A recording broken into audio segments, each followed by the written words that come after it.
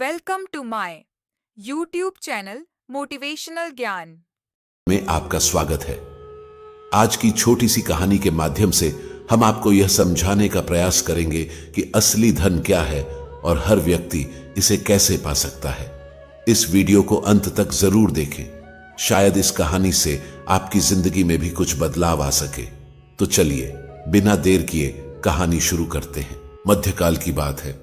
एक नगर में धर्मनाथ नाम का एक व्यक्ति रहता था। वह नगर का एक साधारण सा किसान था और अपनी छोटी सी झोपड़ी में जीवन यापन करता था। उसकी झोपड़ी कच्ची दीवारों से बनी थी और छप्पर से ढकी हुई थी जो हर साल बारिश में टपकने लगती। धर्मनाथ के 5 युवा बेटे थे, लेकिन उनमें से कोई भी काम नहीं करता था। वे दिन भर नगर की गलियों में समय बिताते। धर्मनाथ हर सुबह अपने खेतों में काम करने जाता और रात को थका हारा घर लौटता। वह किसी तरह भोजन बनाकर खा लेता। एक दिन जब वह अपने खेत से लौट रहा था, उसकी मुलाकात पड़ोस की बूढ़ी महिला से हुई, जिसे सभी दादी अम्मा कहकर पुकारते। वह धर्मनाथ के पास आकर बैठ गई। दादी अम्मा उसकी हालत देखकर चिंतित हो गई। उन्होंने कहा, धर्मनाथ, तू दिन भर मेहनत करता है, पर तेरी जिंदगी में कोई बदलाव क्यों नहीं आता? तेरे बेटे जवान हैं, फिर भी सारा बोझ तुझ पर ही है। धर्मनाथ ने थकी हुई आवाज में जवाब दिया, दादी अम्मा, मैं क्या करूं? मेरे पास कोई साधन नहीं है। मैंने अपने बेटों को समझाने की बहुत कोशिश की, पर हमारी हालत ऐसी है कि कोई काम नहीं करता। यह सुनकर दादी अम्मा ने कहा, धर्मनाथ, तेरे पास 5-5 बेटे हैं, कम से कम किसी एक की शादी करवा दे। बहू के आने से घर में खुशियां लौट सकती हैं। धर्मनाथ ने भारी मन से कहा, दादी अम्मा, मेरे बड़े बेटे राहुल की शादी तो पहले ही हो चुकी है, लेकिन उसकी पत्नी सरिता बहू ससुराल में कभी नहीं आई, क्योंकि हमारे पास उसे लाने का कोई साधन नहीं था। दादी अम्मा ने गंभीर स्वर में पूछा, तूने उसे लाने की कोशिश क्यों नहीं की? धर्मनाथ ने सिर झुकाकर कहा, कैसे लाता अम्मा? मेरे पास न पैसे हैं, न कपड़े, न घर का कोई सामान। उसकी ससुराल वाले मेरी गरीबी का मजाक उड़ाते हैं। दादी अम्मा ने कुछ देर तक सोचा और फिर अपनी लाठी पकड़कर कहा, बेटा धर्मनाथ, चिंता मत कर, मैं तेरी मदद करूंगी। तू कल सुबह राहुल को मेरे पास भेज देना। मैं उसे कपड़े और थोड़ा सामान दूंगी। वह अपनी पत्नी सरिता को वापस लाकर इस घर को नया जीवन दे सकता है। धर्मनाथ की आंखों में थोड़ी आशा की किरण जागी। वह बोला, दादी अम्मा, तुम तो भगवान का रूप हो, लेकिन मेरी किस्मत को बदलना इतना आसान नहीं। क्या वह लड़की इस हालत में इस छोटे से घर में रह पाएगी?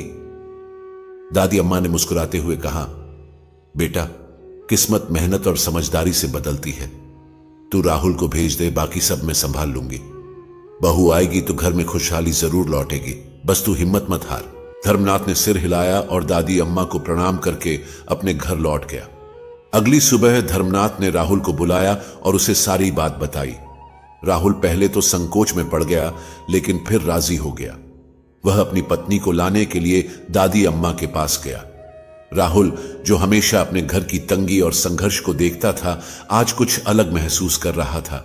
उसने अपने पिता से सुना था कि दादी अम्मा उसे कपड़े और जरूरी सामान दे रही हैं, लेकिन राहुल के दिल में कई सवाल थे। उसने सोचा, क्या मेरी पत्नी इस गरीबी को सह पाएगी? क्या वह मुझसे नाराज तो नहीं होगी? फिर उसने गहरी सांस ली और खुद से कहा, अब मेरे पास कोई और रास्ता नहीं है। अगर मुझे अपने घर को संभालना है तो यह कदम उठाना ही पड़ेगा। राहुल ने जल्दी जल्दी तैयार होकर दादी अम्मा के घर की ओर कदम बढ़ाए। दादी अम्मा ने उसे बड़े स्नेह से देखा। उनके चेहरे पर संतोष और आत्मविश्वास झलक रहा था, जैसे उन्हें भरोसा था कि राहुल का परिवार एक दिन बेहतर होगा। उन्होंने राहुल को सुंदर कपड़े और कुछ जरूरी सामान देते हुए कहा, बेटा, यह सामान लेकर जाओ और अपनी पत्नी को ससुराल से लेकर आओ। अब समय आ गया है कि तुम्हारे घर में खुशियां लौटे। राहुल ने कपड़े पहने, सामान उठाया और ससुराल की ओर निकल पड़ा। रास्ते में वह सोचता रहा, क्या सरिता मेरी परिस्थितियों को समझ पाएगी? क्या वह मेरी गरीबी को समझकर मेरा साथ देगी? राहुल जब ससुराल पहुंचा तो सरिता बहू ने उसे देखकर मुस्कुराया। ससुराल वालों ने उसका स्वागत बहुत प्रेम भाव और आदर से किया। हालांकि सरिता बहू ने यह देखकर थोड़ा अचरज किया कि उसके पति के साथ आए सामान में काफी कम चीजें थी। उसने सोचा, क्या मेरे घर वाले यह सब देखकर मजाक उड़ाएंगे? लेकिन मायके वालों ने उसे समझाया और कहा, तुम घर वापस जा रही हो, यह सबसे बड़ी खुशी की बात है। सामान कम है, पर हमारे रिश्तों की डोर बहुत मजबूत है। 2 दिन ससुराल में बिताने के बाद राहुल सरिता बहू को लेकर घर लौटा। दोनों ने नए जोश के साथ घर में कदम रखा। हालांकि सरिता बहू के मन में कई सवाल थे। जब उसने घर देखा तो वह हैरान रह गई। घर बहुत छोटा था, कमरे छोटे थे और रसोई बेहद साधारण थी। लेकिन सबसे बड़ी बात तो यह थी कि घर में सब कुछ अस्त व्यस्त था। न कोई योजना थी, न कोई व्यवस्था। जब राहुल और उसकी पत्नी सरिता बहू घर लौटे तो उसने देखा कि पूरा घर बिखरा हुआ था। बर्तन इधर उधर फैले पड़े थे, रसोई अधूरी थी और बिस्तर अस्त व्यस्त थे। राहुल और सरिता बहू के बीच चुप्पी छाई हुई थी। सरिता बहू ने सोचा, क्या यह घर मेरा है? क्या मैं यहां रह पाऊंगी? लेकिन उसने हार नहीं मानी। वह जानती थी कि इस घर को सुधारना और यहां रहने के लिए कुछ करना जरूरी है। उसने फैसला किया कि वह राहुल से बात करके सफाई शुरू करेगी। उसने घर के हर कोने को ध्यान से देखा और धीरे धीरे सफाई शुरू की। वह रसोई में बर्तन धोने लगी। जब राहुल खेत से घर लौटा तो उसने देखा कि घर पूरी तरह बदल चुका था। बर्तन धोकर, सफाई करके और सामानों को व्यवस्थित कर घर को सुंदर और सजीव बना दिया गया था। घर के हर कोने में नई ऊर्जा महसूस हो रही थी। सरिता बहू ने कहा, अब यह घर थोड़ा सा हमारा जैसा महसूस होता है। अगर हम सब मिलकर थोड़े थोड़े बदलाव लाएंगे तो यह घर हमें खुशहाल बना देगा। रात को जब सभी परिवार के सदस्य एक जगह इकट्ठे हुए तो सरिता बहू ने सबको एक साथ बुलाया। उसने कहा, देखिए, हम सब मिलकर इस घर को संवार सकते हैं। अगर हम इसे ऐसे ही छोड़ देंगे तो यही हाल हमेशा रहेगा। हमें इसे सुधारने के लिए मेहनत करनी होगी। सबसे पहले घर की सफाई करनी होगी, उसके बाद घर के काम और फिर खेती और कारोबार पर ध्यान देना होगा। धर्मनाथ, जो पहले खुद को अपनी गरीबी का कारण मानता था, उसने उसकी बात सुनी और कहा, बिल्कुल बेटी, लेकिन हमारे पास संसाधन ही नहीं है। फिर भी अगर तुम्हारा विश्वास है तो मैं भी कोशिश करूंगा। सरिता बहू ने मुस्कुराते हुए कहा, हमारे पास संसाधन नहीं है, लेकिन हमारी मेहनत और समझदारी से हम सब कुछ बदल सकते हैं। याद रखें, सच्ची मेहनत कभी बेकार नहीं जाती। धर्मनाथ की आंखों में आंसू भर आए। उसने सरिता बहू के सिर पर हाथ रखकर कहा, बिल्कुल, अगर हम सब एकजुट होकर मेहनत करेंगे तो यह घर हम सबका घर बन जाएगा। अगले दिन से राहुल और सरिता बहू ने मिलकर घर के हर काम में हिस्सा लिया। सबसे पहले राहुल ने अपने भाइयों को बुलाया और उन्हें खेतों में मेहनत करने के लिए प्रेरित किया। सरिता बहू ने घर की सफाई को अपनी दिनचर्या बना लिया। धीरे धीरे घर का माहौल बदलने लगा। अब रसोई में हर चीज सजगता से रखी जाने लगी। बर्तन कभी गंदे नहीं रहते थे और हर व्यक्ति अपने काम में पूरी लगन से व्यस्त रहने लगा। सरिता बहू ने खेत में नई फसल लगाने का विचार रखा। कुछ समय पहले धर्मनाथ के पास एक छोटी सी जमीन थी जिसमें ज्यादा फसल नहीं उगती थी, लेकिन अब उसने अपनी पुरानी आदतें बदल ली थी। कुछ महीनों में घर की स्थिति में अद्भुत बदलाव दिखने लगा। पहले जहां घर में गंदगी और उदासी का माहौल था, अब वहां सफाई और खुशहाली दिखने लगी थी।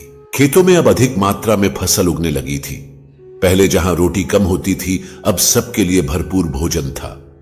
धर्मनाथ ने महसूस किया, सच में जब मेहनत और समझदारी से काम किया जाता है तो किस्मत बदलने में ज्यादा वक्त नहीं लगता। सरिता बहू ने कहा, अगर हम सब मिलकर एकजुट रहे तो गरीबी को भी दूर कर सकते हैं। हमारी सबसे बड़ी ताकत हमारी मेहनत और एकता है। अब धर्मनाथ भी घर की स्थिति को सुधारने के लिए हर दिन मेहनत करने लगे। उनकी बहू ने एक दिन उनसे कहा, पिताजी, जब आप काम से लौटते हैं तो घर में कुछ ना कुछ जरूर लेकर आया कीजिए। इससे न केवल घर में सामान बढ़ेगा बल्कि मन भी प्रसन्न रहेगा। धर्मनाथ, जो पहले ही अपने बेटे और बहू के सुझावों से प्रभावित थे, मुस्कुराकर बोले, ठीक है बेटी, अब मैं हर दिन ऐसा ही करूंगा। अब धर्मनाथ हर दिन काम से लौटते वक्त घर के लिए कोई ना कोई सामान लाने लगे। कभी वह घर की जरूरत की चीजें लाते तो कभी कोई छोटा सा तोहफा लेकर आते। घर में चीजें बढ़ने लगी और सबको सुकून महसूस होने लगा। लेकिन एक दिन ऐसा हुआ कि वह बिना किसी सामान के लौटे। सरिता बहू ने देखा और पूछा, पिताजी, आज आप कुछ नहीं लाए? धर्मनाथ थोड़ा परेशान होकर बोले, आज कुछ भी नहीं मिला, बस यह मरा हुआ सांप मिला, इसे ही ले आया। धर्मनाथ उस सांप को एक कोने में रखकर अंदर जाकर खाना खाने लगे। लेकिन सरिता बहू सोच में पड़ गई। उसने सोचा, आखिर इस मरे हुए सांप का घर में क्या काम? उसने वह सांप झोपड़ी के ऊपर फेंक दिया। उसी समय आसमान में एक विशाल गिद्ध दिखाई दिया। उसकी तेज नजरें दूर दूर तक देख रही थी। अचानक उसकी नजर उस झोपड़ी पर पड़ी जहां धर्मनाथ और उनका परिवार रहता था। गिद्ध ने नीचे झांक कर देखा कि वहां एक मरा हुआ सांप पड़ा हुआ था। गिद्ध मरा हुआ सांप लेने के लिए धीरे धीरे नीचे उतरने लगा। यह सब देखकर सरिता बहू की चिंता और बढ़ गई। गिद्ध ने मौका पाते ही सांप को अपनी चोंच में पकड़ लिया और आसमान की ऊंचाइयों में उड़ने लगा। वह मरा हुआ सांप उसके चंगुल में था, लेकिन तेज हवा के झोंके से गिद्ध की चोंच से कुछ फिसल गया। यह एक सुंदर गहनों का हार था जो हवा में गिरता हुआ सीधा उसी झोपड़ी के आंगन में गिर पड़ा जहां धर्मनाथ का परिवार रहता था। सरिता बहू, जो अभी तक सोच रही थी कि इस सांप का क्या किया जाए, अचानक हार को गिरते हुए देखती है। वह हैरान होकर चिल्लाई, पिताजी, पिताजी, देखिए यह क्या गिरा है। धर्मनाथ भी तुरंत बाहर आए और बोले, यह तो कोई गहना लगता है। हार को पास से देखने पर पता चला कि यह सोने का था और उस पर बारीक कारीगरी से किसी राजघराने का प्रतीक बना हुआ था। सरिता बहू ने उस हार को उठाकर ध्यान से देखा और कहा, पिताजी, यह हार साधारण नहीं है, लगता है यह किसी रानी का है। धर्मनाथ ने गंभीरता से हार को देखा और बोले, बेटी, यह सच में कीमती और खास है। ऐसा लगता है कि यह राजा दक्षराज सिंह के परिवार से जुड़ा है, लेकिन यह हार हमारे पास कैसे आया, यह बात समझ नहीं आ रही। यह हार जो एक अनोखी घटना के कारण उनके घर आया था, अब उनके जीवन में एक नया मोड़ ला सकता था।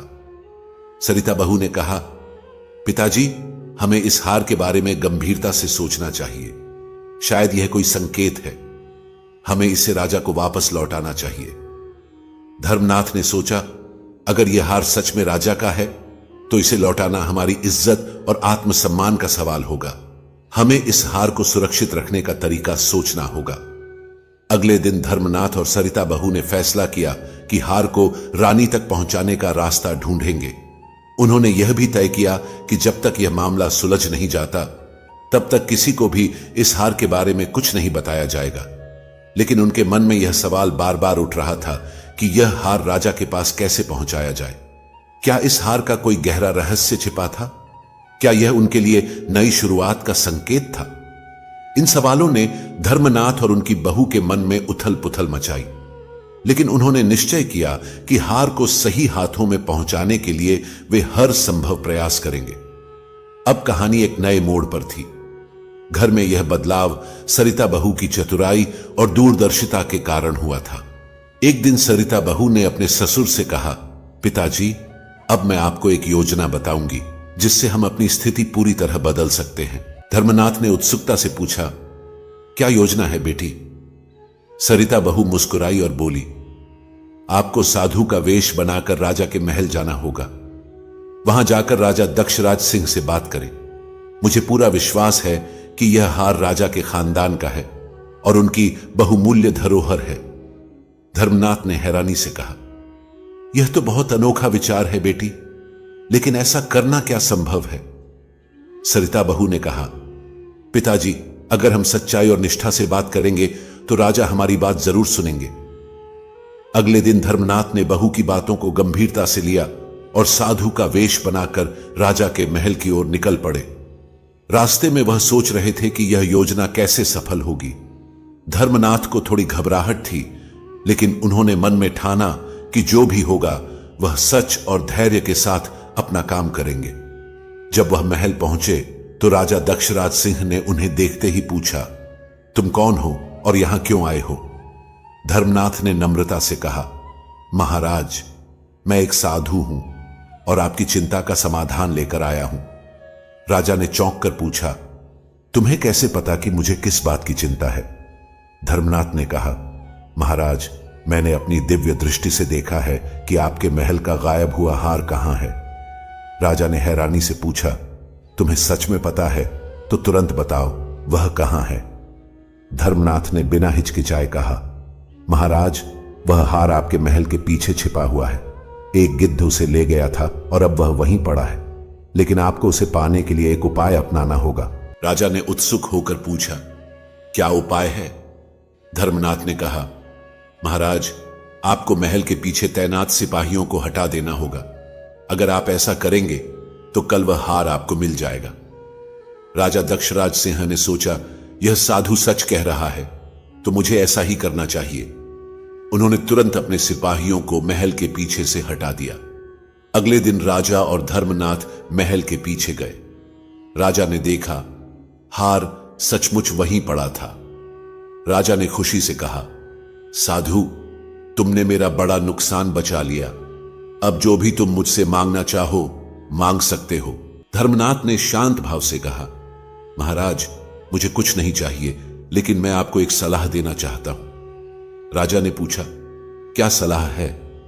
धर्मनाथ ने कहा, इस साल धनतेरस के दिन राज्य में किसी के घर दीपक नहीं जलना चाहिए, सिवाय मेरे घर के। राजा ने चौंक कर कहा, यह तो एक विचित्र बात है साधु, क्या तुम मजाक कर रहे हो? धर्मनाथ ने गंभीर स्वर में कहा, महाराज, यह बहुत जरूरी है। अगर आप यह वचन पूरा करेंगे तो राज्य में कोई बड़ा संकट नहीं आएगा। राजा ने थोड़ी देर सोचा और फिर कहा, ठीक है साधु, मैं तुम्हारी बात मानूंगा। राजा दक्षराज सिंह ने पूरे राज्य में घोषणा करवाई कि धनतेरस के दिन किसी के घर दीपक नहीं जलाए जाएंगे, सिवाय धर्मनाथ के घर के। जब धनतेरस की रात आई तो पूरा राज्य अंधेरे में डूबा था। किसी भी घर में दीपक नहीं जल रहे थे। लक्ष्मी मां, जो धन और समृद्धि की देवी मानी जाती हैं, राज्य की ओर देख रही थीं। जब उन्होंने देखा कि पूरे राज्य में घोर अंधेरा है तो वह वापस लौटने लगी। अचानक उनके वाहन उल्लू की नजर धर्मनाथ के घर पर पड़ी। वहां एक दीपक जल रहा था। उल्लू ने लक्ष्मी मां से कहा, मां देखिए, इस घर में प्रकाश है। लक्ष्मी मां ने जब देखा कि पूरे राज्य में केवल धर्मनाथ के घर में दीपक जल रहा है तो वह वहीं ठहर गई। उन्होंने धर्मनाथ के घर को आशीर्वाद दिया और समृद्धि से भर दिया। उस रात धर्मनाथ का घर, जो एक साधारण झोपड़ी था, एक भव्य महल में बदल गया। अगले दिन धर्मनाथ और उनका परिवार अवाक रह गए। उन्होंने देखा कि उनका घर पहले जैसा नहीं रहा। हर चीज चमचमाती और नई थी। धर्मनाथ ने सरिता बहू से कहा, बहू, यह सब तुम्हारी समझदारी का नतीजा है। तुमने सही दिशा में कार्य किया और अब हमारा भाग्य बदल गया है। सरिता बहू मुस्कुराई और बोली, पिताजी, अब आप राजा दक्षराज सिंह के पास जाइए। उन्हें सच बताइए कि मैंने यह सब सोच समझकर किया था। धर्मनाथ ने सोचा, बहू सही कह रही है, मुझे राजा के पास जाकर अपनी बात रखनी चाहिए। जब धर्मनाथ राजा दक्षराज सिंह के पास पहुंचे और उन्हें सब कुछ बताया तो राजा प्रसन्न हो गए। उन्होंने धर्मनाथ की प्रशंसा करते हुए कहा, तुमने राज्य को संकट से बचाया। राजा ने धर्मनाथ को बहुत सारा धन और आशीर्वाद दिया। अब धर्मनाथ और उनका परिवार समृद्ध हो गया। उनका जीवन सुख समृद्धि से भर गया था। प्यारे साथियों, चलिए अब जानते हैं यह कौन सी ऐसी 12 बातें हैं जो हर मनुष्य के जीवन में धन की कमी को दूर कर सकती हैं। पहला है बुद्धि और विवेक। बिना सोचे समझे काम करने से हानि होती है। बुद्धि और विवेक से किया गया कार्य सदा सफल होता है। दूसरा है हिम्मत और साहस। जो व्यक्ति धैर्य और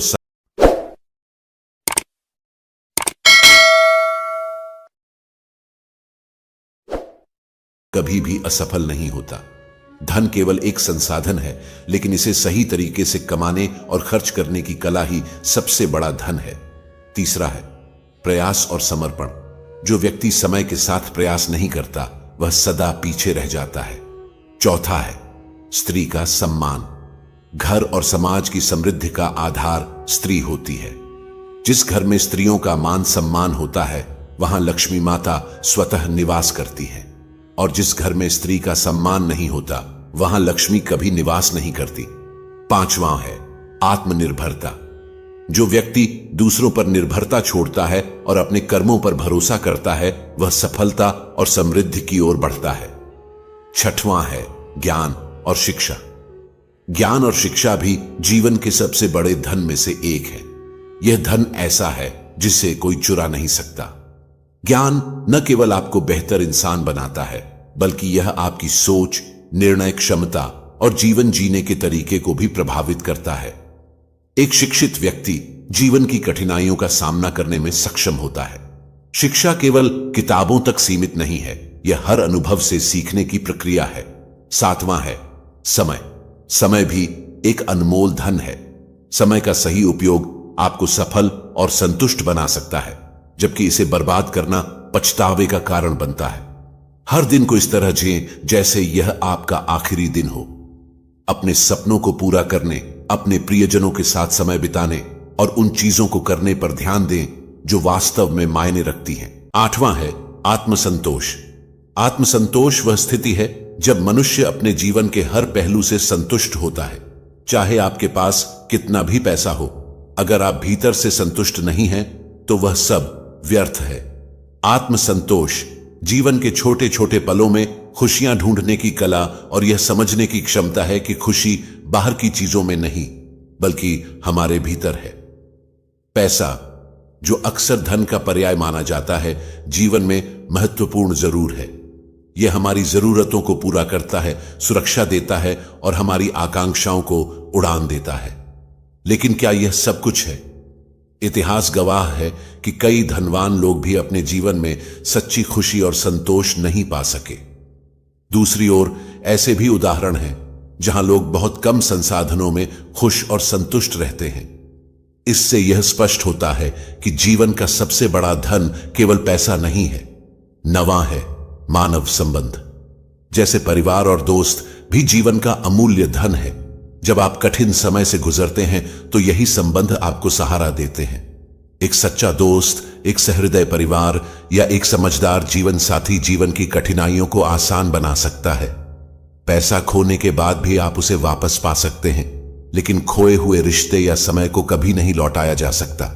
इसलिए अपने प्रियजनों के साथ समय बिताना, उनके प्रति कृतज्ञता व्यक्त करना और संबंधों को संजोना भी अत्यंत महत्वपूर्ण है। 10वां है सकारात्मक दृष्टिकोण। जीवन का सबसे बड़ा धन एक सकारात्मक दृष्टिकोण है।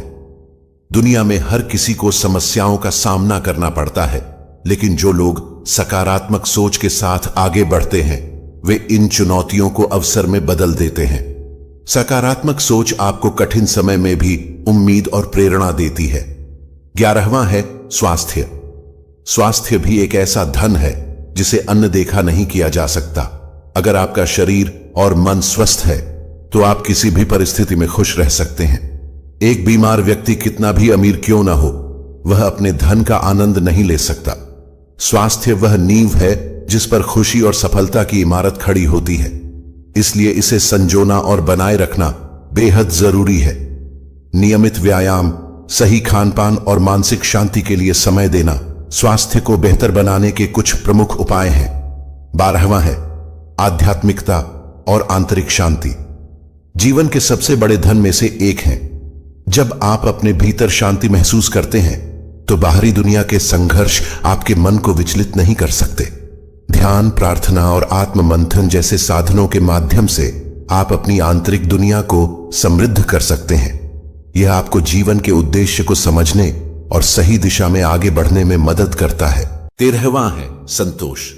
जीवन में सबसे बड़ा धन वह संतोष है जो हमें दूसरों की मदद करने से मिलता है।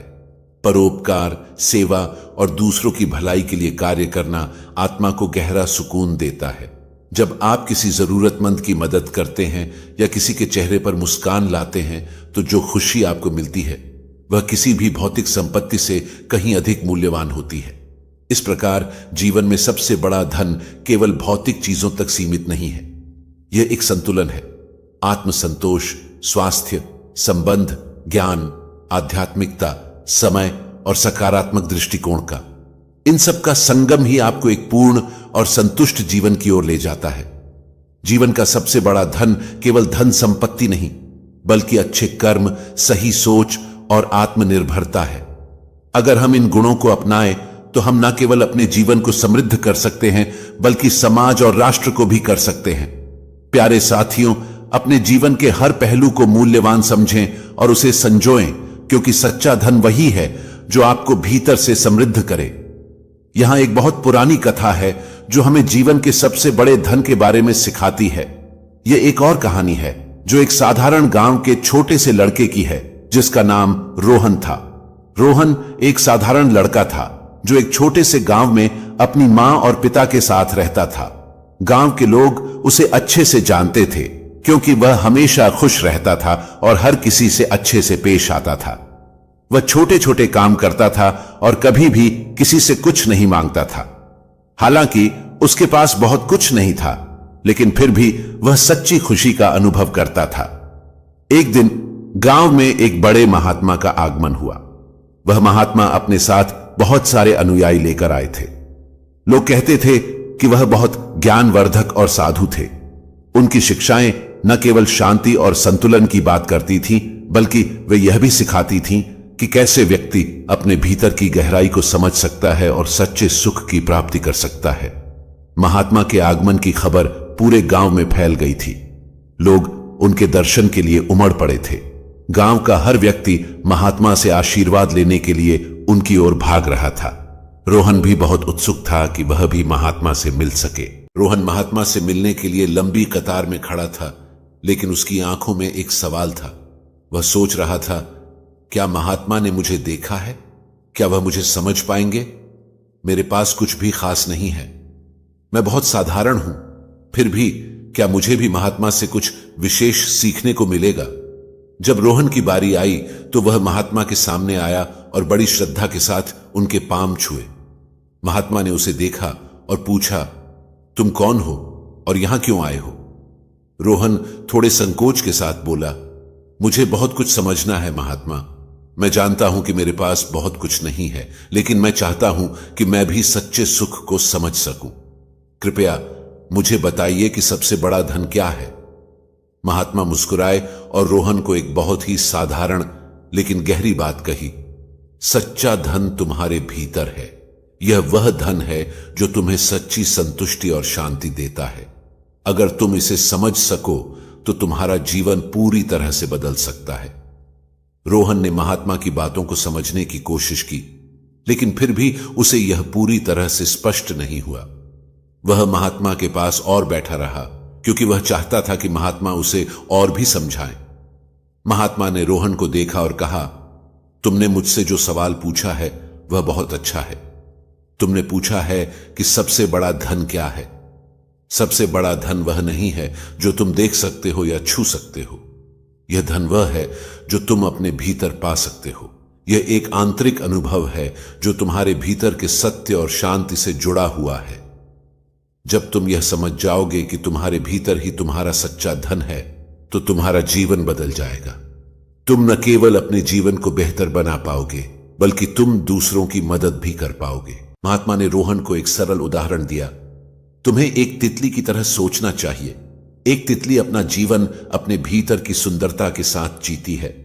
वह कभी अपनी सुंदरता को बाहर दिखाने के लिए नहीं उड़ती। वह अपनी प्राकृतिक सुंदरता में सुखी रहती है, और जब वह पराग फूलों के पास जाती है तो वही उसकी यात्रा का उद्देश्य बनता है।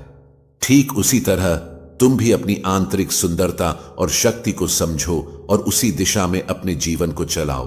तुम्हारी यात्रा का उद्देश्य तुम्हारे भीतर के सत्य को जानना है। यह बात रोहन के दिल में बैठ गई।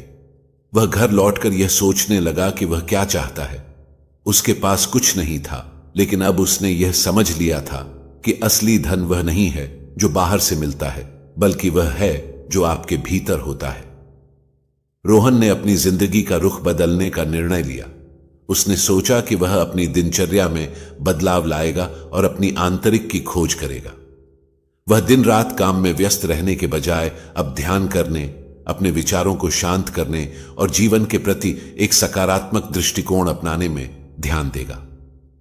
धीरे धीरे रोहन को यह महसूस हुआ कि उसने जो परिवर्तन अपनी जिंदगी में लाया था वह बहुत गहरा और प्रभावशाली था।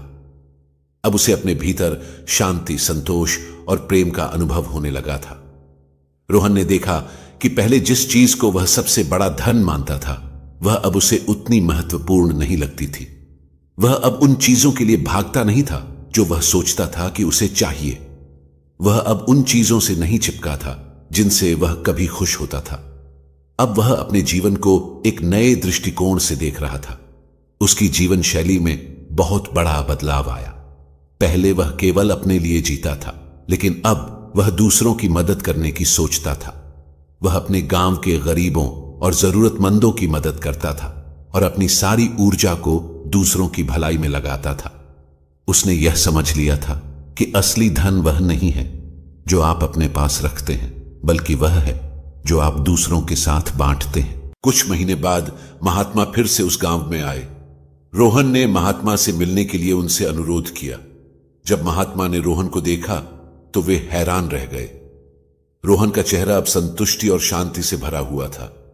उसकी आंखों में गहरी समझ और आत्मविश्वास था।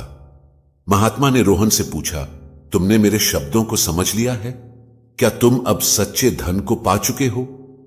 रोहन मुस्कुराया और बोला, हां महात्मा, अब मुझे पता चल चुका है कि सच्चा धन क्या है। यह धन बाहरी चीजों में नहीं है, बल्कि यह हमारे भीतर की शांति, संतोष और प्रेम में है।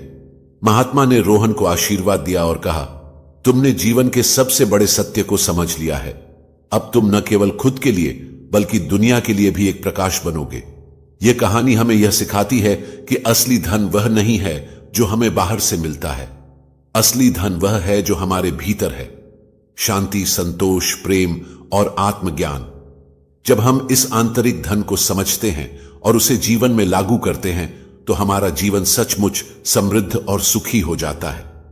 यही वह सच्चा धन है जिसे हर व्यक्ति को खोजना चाहिए। यह कहानी एक छोटे से गांव के लड़के की है जिसका नाम मोहन था। मोहन एक गरीब किसान का बेटा था और उसका जीवन साधारण था। वह हमेशा खुश रहता था, लेकिन उसकी एक चिंता थी। वह सोचता था कि असली धन क्या है। उसे हमेशा यह सवाल परेशान करता था कि दुनिया में सबसे बड़ा धन क्या है। क्या वह दौलत है जो लोग कमाते हैं या कुछ और? मोहन के मन में यह सवाल दिन रात उठता रहता था। वह सोचता था, अगर मेरे पास पैसा होगा तो मेरी सारी परेशानियां दूर हो जाएंगी। अगर मेरे पास घर, गाड़ी और आलीशान जीवन होगा तो मैं खुश रहूंगा। लेकिन क्या वाकई यही असली धन है? मोहन का मन हमेशा इस सवाल के इर्द गिर्द घूमता रहता था। एक दिन गांव में एक महात्मा का आगमन हुआ। महात्मा का नाम था संत भगत जी। वे बहुत प्रसिद्ध थे और अपनी गहरी साधना और ज्ञान के लिए जाने जाते थे। गांव के लोग कहते थे कि महात्मा भगत जी के पास जीवन के सबसे गहरे रहस्यों का उत्तर है। वे शांति, संतोष और आत्मज्ञान की बातें करते थे। मोहन ने सोचा, अगर कोई इस सवाल का सही उत्तर दे सकता है तो वह महात्मा भगत जी होंगे। मुझे उनसे जरूर मिलना चाहिए। मोहन महात्मा से मिलने उनके आश्रम में गया। वहां पहले से ही कई लोग बैठे हुए थे, लेकिन मोहन को कोई डर या संकोच नहीं था। वह महात्मा के पास गया और उनसे पूछा, महात्मा, मुझे एक सवाल है। मैं हमेशा सोचता हूं, असली धन क्या है? क्या पैसा ही सब कुछ है? क्या दौलत ही असली खुशी का रास्ता है? महात्मा भगत जी मुस्कुराए और बोले, तुमने बहुत अच्छा सवाल पूछा है बेटा। सबसे बड़ा धन वह नहीं है जो तुम देख सकते हो या छू सकते हो। असली धन वह है जो तुम्हारे भीतर है। यह धन तुम्हारी आत्मा की शांति, तुम्हारी संतुष्टि और तुम्हारे भीतर का ज्ञान है। यह धन स्थायी होता है, जबकि बाहरी धन अस्थायी होता है। मोहन को महात्मा की बात समझ में नहीं आई। उसने महात्मा से फिर पूछा, महात्मा, यह कैसे संभव है? मेरे पास बहुत कुछ नहीं है। अगर मेरे पास पैसा होता तो मैं बहुत खुश होता। अगर मुझे अच्छे कपड़े, एक अच्छा घर और गाड़ी मिल जाती तो मेरी सारी समस्याएं हल हो जाती। फिर यह क्या है जो मैं समझ नहीं पा रहा हूं? महात्मा भगत जी ने गहरी सांस ली और कहा, बेटा, तुम जिस धन की बात कर रहे हो वह सिर्फ कुछ समय के लिए तुम्हें खुश कर सकता है, लेकिन वह स्थायी नहीं होता। तुम पैसे से सुख खरीद सकते हो, लेकिन सुख केवल तुम्हारी बाहरी स्थिति पर निर्भर नहीं होता। सच्ची खुशी तुम्हारे भीतर है। तुम जितना अपने अंदर के ज्ञान, शांति और संतोष को समझोगे, उतना ही तुम्हारा जीवन खुशहाल होगा। महात्मा ने एक कहानी सुनानी शुरू की। उन्होंने कहा, एक समय की बात है, एक राजा अपने महल में बैठा था। उसने अपने मंत्रियों से पूछा, सबसे बड़ा धन क्या है? उसके मंत्री और दरबारी सभी जवाब देने लगे, धन, दौलत, सोना, रत्न, अनमोल जवाहरात। राजा ने यह सब सुनकर कहा, क्या इन चीजों से आत्मा को शांति मिलती है? क्या यह सब व्यक्ति को सच्चा सुख दे सकते हैं? तब एक साधु ने राजा से कहा, राजन, असली धन वह है जो व्यक्ति को आत्मिक शांति और संतोष देता है। वह धन वह है जो हमेशा साथ रहता है और वह है आत्मज्ञान। राजा को यह बात समझ में आई और उसने साधु से कहा, तुमने सही कहा, मैं अब धन से अधिक शांति की तलाश करूंगा। महात्मा भगत जी ने कहानी खत्म की और मोहन से कहा, तुम भी अब यही समझो, धन का अर्थ केवल पैसा और वस्तुएं नहीं होता। असली धन वह है जो तुम्हारे भीतर होता है, जो तुम्हारी आत्मा को संतुष्ट करता है, जो तुम्हारे मन को शांति प्रदान करता है। महात्मा की बातें अब मोहन को थोड़ी थोड़ी समझ में आने लगी। उसने सोचा, अगर धन का असली रूप आंतरिक शांति है तो मुझे इसका अनुभव कैसे होगा? महात्मा भगत जी ने उसे बताया, तुमको अपनी सोच को बदलना होगा। तुम्हें अपने भीतर की शांति को समझने और महसूस करने का अभ्यास करना होगा। यह शांति तब आएगी जब तुम अपने मन को स्थिर करोगे और सांसारिक इच्छाओं से मुक्त होकर अपने भीतर की गहराई में जाकर आत्मज्ञान प्राप्त करोगे। मोहन ने महात्मा की सलाह मानी और अगले कुछ दिनों तक आत्मचिंतन में लग गया। वह अपनी दिनचर्या में ध्यान और साधना करने लगा। पहले तो उसे यह थोड़ा कठिन लगा, लेकिन धीरे धीरे उसे आंतरिक शांति का अनुभव होने लगा। उसे यह महसूस हुआ कि बाहर से वह जो सुख प्राप्त करता था वह अस्थायी था, लेकिन जो शांति वह अब महसूस कर रहा था वह स्थायी थी। उसका मन अब ज्यादा शांत रहने लगा था। वह अब दिन प्रतिदिन अपने भीतर की शांति और संतोष से जुड़ता जा रहा था। मोहन ने अब अपने जीवन को एक नए दृष्टिकोण से देखना शुरू किया। वह अब दूसरों की मदद करने में ज्यादा ध्यान देने लगा। गांव में जब भी कोई दुखी या परेशान होता तो वह उनकी मदद करता। उसकी मदद करने की भावना पहले से कहीं अधिक मजबूत हो गई थी। वह जानता था कि सच्चा सुख दूसरों की मदद करने से मिलता है और यही उसे असली खुशी और संतोष प्रदान करता था। कुछ महीनों बाद मोहन का जीवन पूरी तरह से बदल चुका था। अब उसे महसूस हुआ कि वह जो सच्ची संपत्ति ढूंढ रहा था वह उसके भीतर पहले से थी। वह संतुष्ट था और उसे किसी बाहरी चीज की तलाश नहीं थी। उसका मन शांत था और उसका जीवन अव्यक्त रूप से खुशहाल था। वह जान चुका था कि सच्चा धन वह नहीं है जो हम भौतिक रूप से प्राप्त करते हैं, बल्कि वह है जो हमारे भीतर है, आत्म शांति, संतोष और प्रेम। गांव में लोग मोहन को अब एक अलग दृष्टिकोण से देखने लगे थे।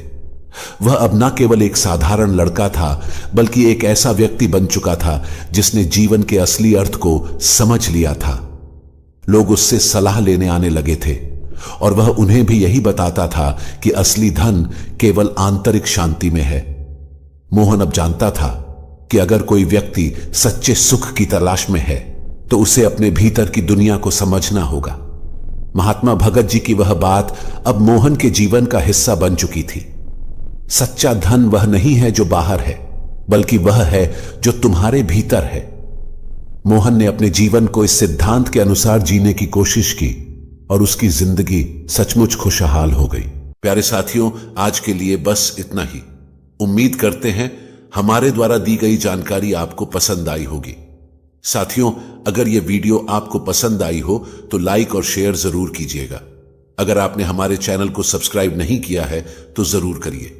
फिर मिलेंगे साथियों अगले वीडियो में एक नई सीख के साथ। तब तक के लिए अपना ख्याल रखिए और हमेशा मुस्कुराते रहिए। और हां, वीडियो को अंत तक देखने के लिए आपका बहुत बहुत धन्यवाद। जय श्री राधे कृष्ण।